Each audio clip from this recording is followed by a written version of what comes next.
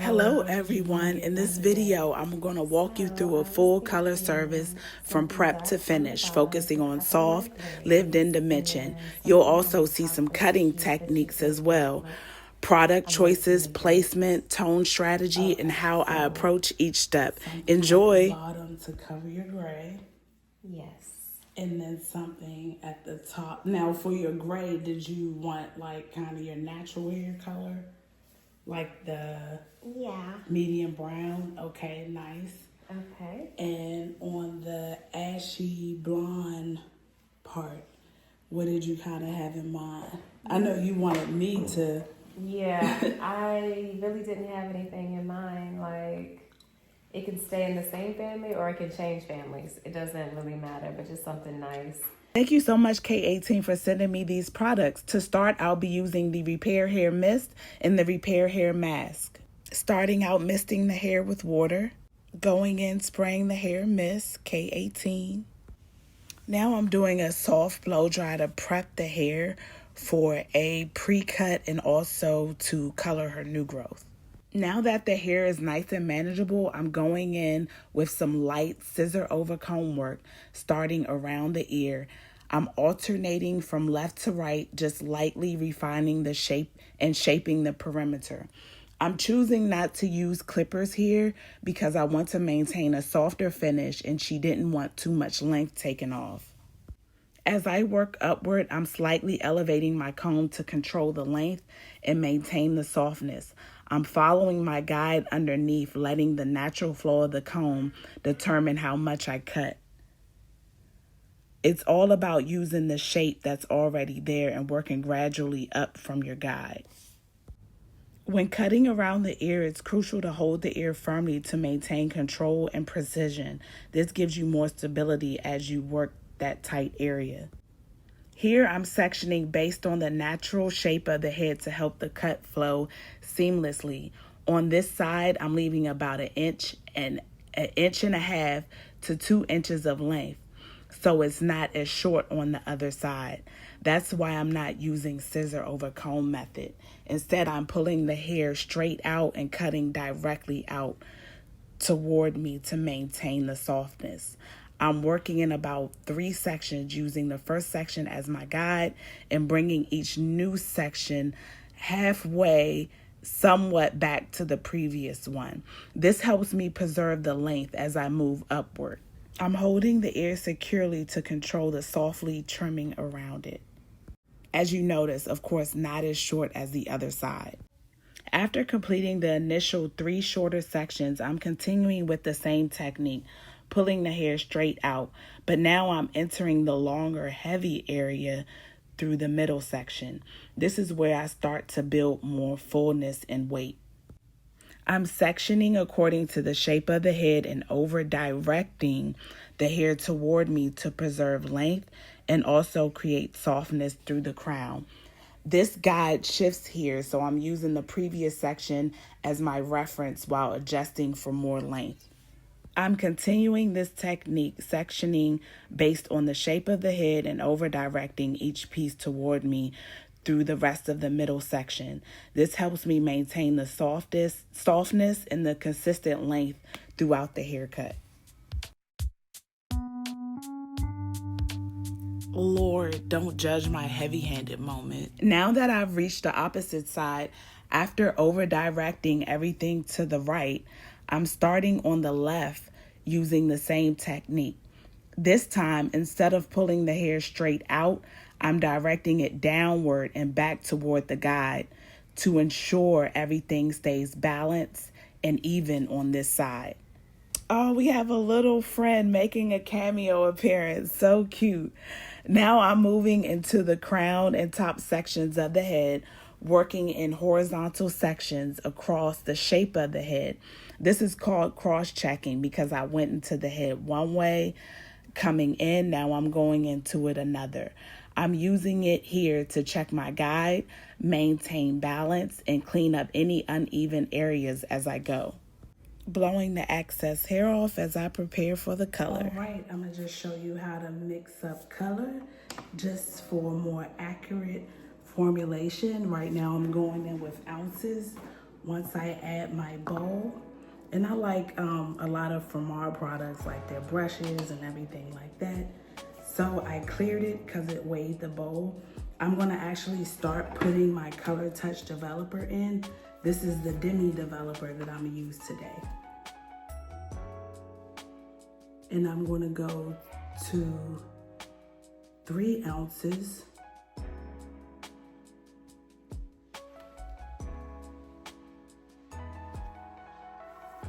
All right. Then I'm going to clear it, and I'm gonna do 1.50.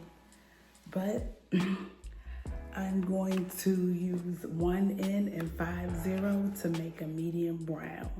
So I'm going to use 1 ounce of the 1.25 ounce of the 5/0 and 0.25 of the 1 N. 5/0. I'm going to use my color key here and just giving it some tension there to get all that color out.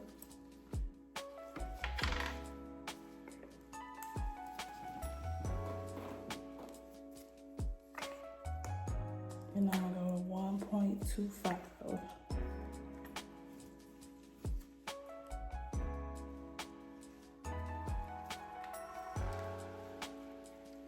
1.2 actually was perfect. 1.3, okay. So that's 1.3 ounces right there. And then I'm just gonna go in with my 1 N, 0.20 ounces. Now, since I'm just making a little dash, I don't want to use the key because I don't want to overdo it. But the next time I'll use the key. There we go, right there. That's all we need. Mixing your color with the whisk is super helpful. It gives you a smoother and more consistent blend. It also helps break down the chemicals evenly, making the color easier to apply and ensuring better saturation throughout. Now I'm applying the Wella Service Pre-Guard Cream. This acts as a barrier to protect the skin from staining during the color process. It also makes removal easier once the color has processed, helping the color lift cleanly from the skin. I especially love it when using it with dark colors. It gives an extra layer of protection around the hairline and ears. Here I'm applying color to cover her gray and add depth to the root. I'm not taking it all the way to the end since she already has some lighter brown tones there that I want to preserve. Notice I'm using a small Framar brush for more control, especially helpful when working with targeted root coverage and precision blending. Make sure your sections are nice and small. This helps you detail, focus, and ensures better coverage. Smaller sections also reduce the need for cross-checking later and giving you more control as you apply the color.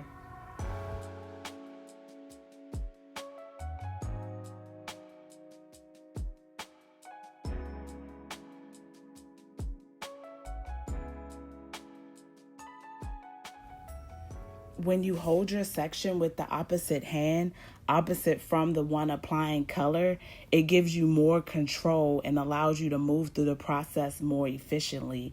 And again, keeping your sections small helps the color transfer from one section to the next, reducing the need to cross-check later.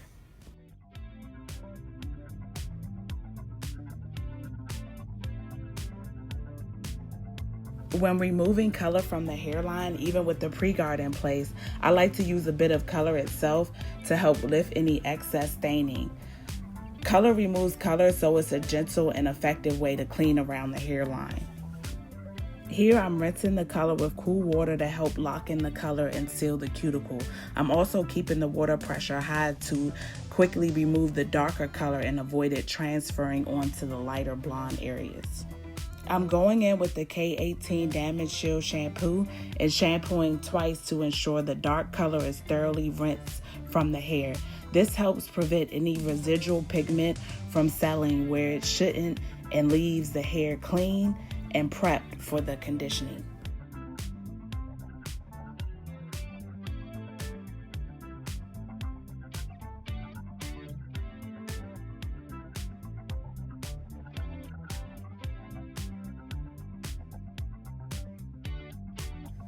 Towel blotting the hair to remove any excess water. Now I'm going in with my K18 molecular repair mask. You typically only need about 4 pumps. Less is more with this product. Since this is my first time using it, I wanted to fill it out and see how to distribute it in the combing through the treatment, getting ready for the next step. I'm going to use 2 different color lines, actually 3. We're going to use our Schwarzkopf Igor Vibrance 1019 for the blonde, equal parts. So I'm going to use my Color Touch Demi Developer.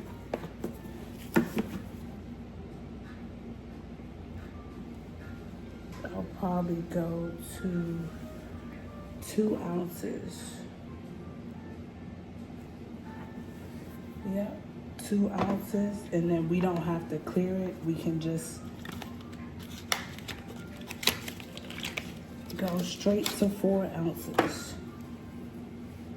1019, 1:1, equal parts.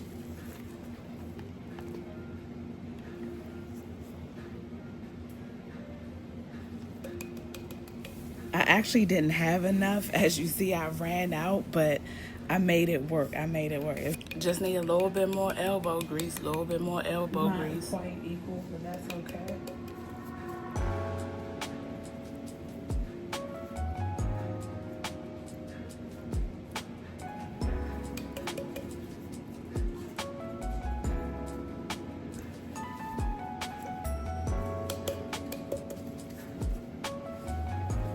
Sometimes you gotta put that elbow grease on here.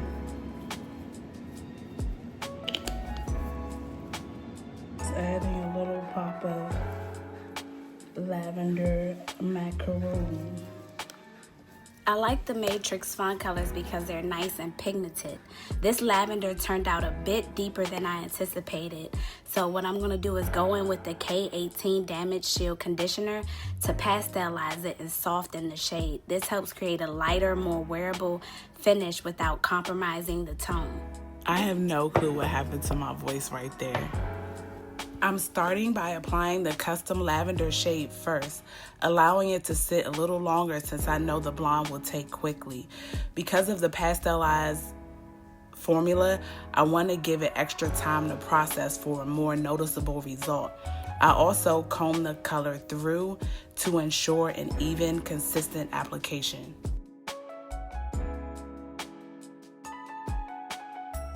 Now I'm applying the blonde formulation, focusing on the mid shaft and ends.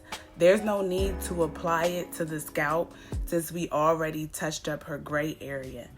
At this stage, I'm working the color through the mid brown and blonde areas to refresh and balance the tone. Because I'm not doing an extensive technique, I'll be combing the demi through. I can work slightly with larger sections for efficiency.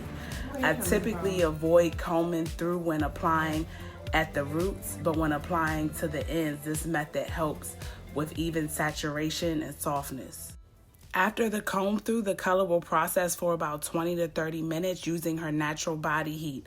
There's no need for a dryer or a plastic cap. The formula will process on its own. When working with 2 different colors, I always start by rinsing out the darker shade first. This helps prevent it from bleeding onto the lighter areas during the rinse. Even though this lavender is soft and wouldn't cause any major issues, it's still a habit I follow. Dark tones first, lighter tones last for the cleanest result.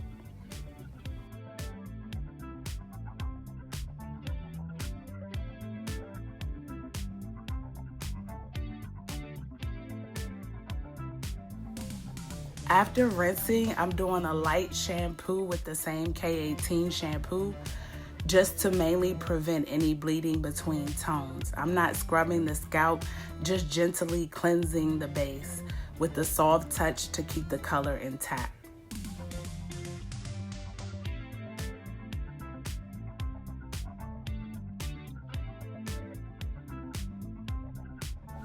Now I'm applying Wella's color post treatment called Service.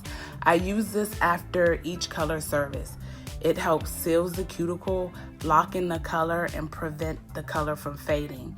It's a step in my routine for maintaining color longevity and keeps the results nice and vibrant.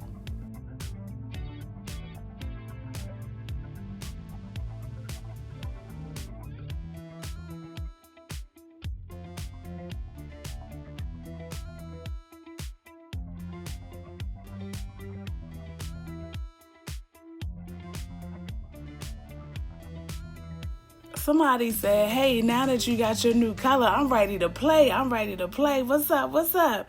Let's go. Let's go. I see you. I see you. The color post treatment is being rinsed out with cool water just to lock it in, seal it in. I'm also towel blotting the hair before the K18 treatment. This is the final treatment step, so I'm not going to use as much. I'm just going to use 2 pumps because it is staying in the hair and it's not being rinsed out. And as you see, I actually put 1 pump back because once I used it the first time, I noticed that it was a little bit too much. So with her length, her texture, 1 pump went a long way. So I didn't need more than that.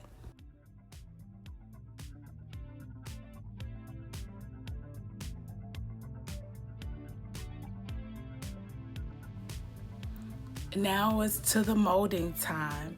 I believe I use a Nairobi foam for this set based on the color of the product and the consistency, but I do rotate between different foams depending on what I have and the look I'm going for. I feel like when Nairobi first came out, I liked the formulation, but it can be a hit or miss depending on the batch. It still worked out well for this look though. As you can see, I'm molding from section to section, bringing the hair downward in layers instead of taking one whole large section from the top, especially when the hair isn't extremely short. Breaking it down in sections help with control and consistency. And it also helps everything dry really well. On the sides, I'm laying everything down tight and adding a little wave for detail. This gives the mold personality and helps set up the final look. A good mold is like the cheat code. It defines the shape, reduces the need for heavy styling later, and locks in the structure. So I'm really focusing on clean molding through the sides and nape, accentuating her neckline and adding a few wispies for flavor.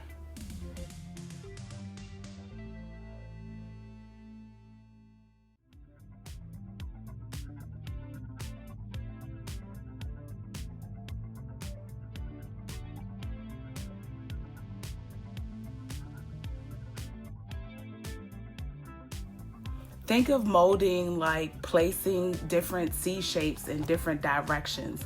That's how I like to explain it. You also want to take into consideration the natural growth pattern of your client's hair. That can help guide the direction and also the movement of the mold.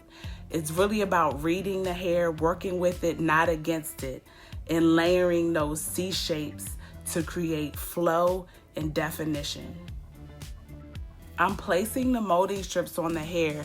I usually apply about 3 to 4 strips at the bottom, mainly in the back and sides area. The purpose of this is to break up the mold, especially helpful when a client has longer hair on one side, which can take forever to dry if it's all molded down in one flat piece together.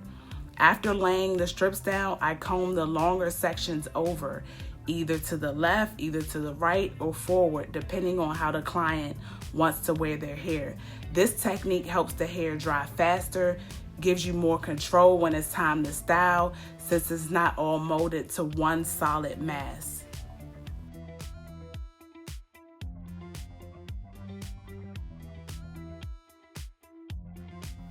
Oh my goodness, this is already looking so good. I have to say it myself. Just look at the detail, and I'm not even finished yet, okay? Now I'm going in with my shears to start carving out the line. The line was previously there, as you can see, so I'm using it as a guide. I like to go in with my shears first to trace the shape, especially when a previous cut has grown out. Then I'll come in with my trimmers to soften and refine that look. I'm going in now with my Babyliss DLC 2.0 trimmers to define the line. Using the shears first definitely gave me a nice guide to follow, which made this part a lot cleaner and more controlled. I generally rotate between different trimmers depending on the textures or what I have on hand. I also like the wall detailers as well.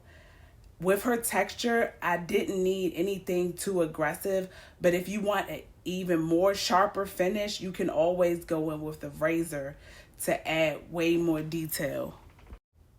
As you can see, I'm going over the line a second time just lightly to refine it to make sure it's clean.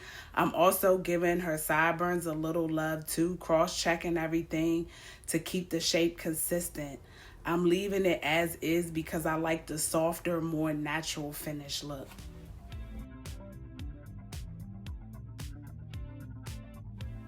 Now that the mold is dry, I'm going in with the K18 molecular repair hair oil. I really like this oil because it's lightweight, non-greasy, helps strengthen the hair without weighing it down. As you can see, the mold set beautifully, dry all the way through, no dampness underneath. I am applying the oil right before I do a lightly blow dry, but that's just to blow dry the waves before I do the silkening. Now to the blow dry. As I'm blow drying, I'm using the nozzle to direct the airflow in the direction I want the hair to lay. I'm opening up the mold, smoothing everything out, and using my dimming brush to create a clean, polished finish. This blow dryer here is the OG. I think it's like a baby bird or bluebird, golden hot something, but simple, it gets the job done. I've started the silkening process here, working in small controlled sections. I'm using the comb chase method with the flat iron to help open up the hair strands and allow the heat to penetrate evenly. The sections don't have to be super tiny, but you do want to apply good tension to get the hair nice and smooth. I'm using a few different flat irons here to get the results I want. The 1-inch black iron that I'm using is by H2 Pro, great overall silkening with control.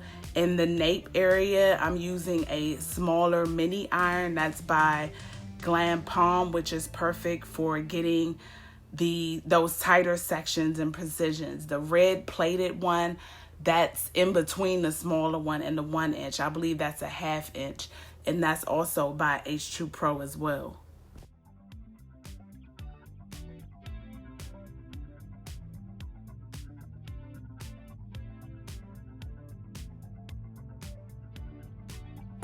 Now here's the fun part, refining the cut. Since I did the majority of the cut earlier when the hair had some buildup and wasn't as easy to work through, I'm going back in now just to sharpen everything up. I'm doing a lot of notching here to avoid hard lines and give the ends a softer, more feathered finish. Now that the cut is even, I'm just texturizing the ends to add movement and create that lightweight area effect.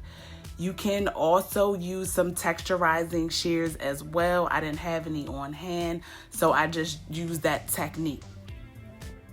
Keeping the same consistent movements here, working from left to right and continuing with the notching to refine the shape.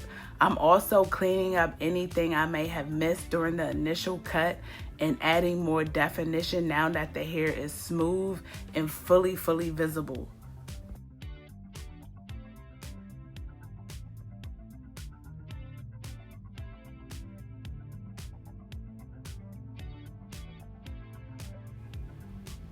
And now I'm just softening, defining around the ear, keeping the shape nice and clean but natural. And wow, I'm honestly stunned. Look at how the lavender peeks through from underneath. Just the right amount of depth from the root, the iciness, the cool tone of the blonde, the movement. Everything came out together so flawlessly.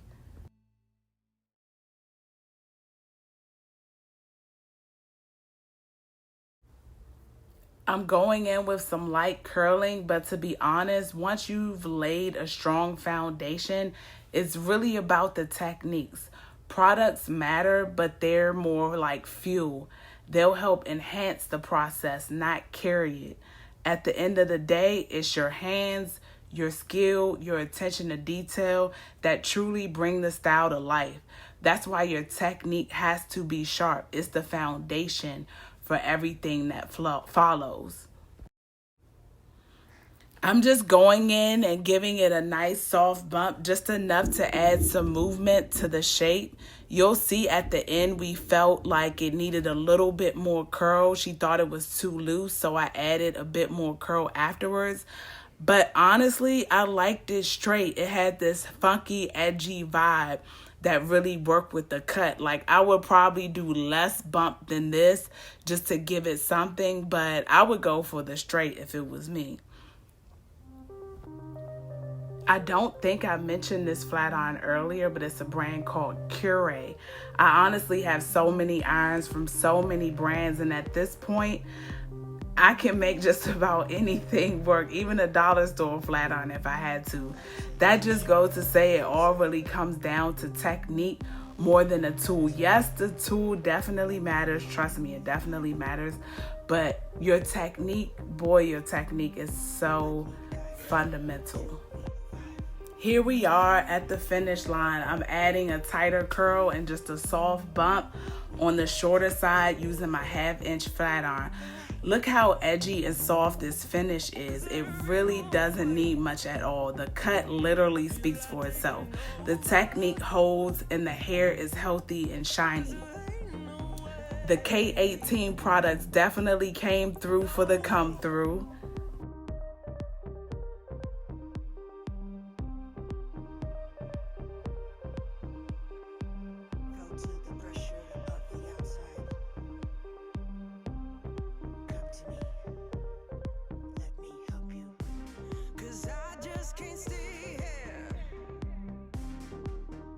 And here's a quick 360 of the final look. Let me know what you think.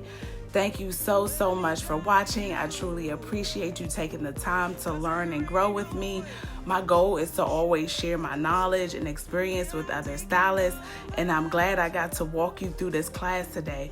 Drop in the comments what else you want to learn, what stood out the most to you, what else you love to see next. And if you share this video on your stories, on IG or whatever, make sure you tag me. I love to see your biggest takeaway or clip from your favorite moment. Also remember, content is king. So here I'm moving her in slow motion from different angles. I sped up the video while I capture both video and photos at the same time. We're not just hairstylists anymore. You didn't know we're actually full-on movie directors, right? Notice the setup, clean lighting, clean backgrounds. When the hair is light or blonde, I usually go for a darker background to make it pop. If the hair has more tone or color, I'll usually go for a lighter background to highlight the richness and dimension. I love this so much. If you enjoyed this complimentary tutorial, make sure to subscribe for more videos like this. This is just a taste of what's to come. This channel is an introduction to my online training platform. So if you're interested in more in-depth education, keep an eye out for upcoming webinars, one-on-one sessions, and group classes. Feel free to inquire if you want to go deeper in the technique and elevate your artistry. Thank you for watching. Bye.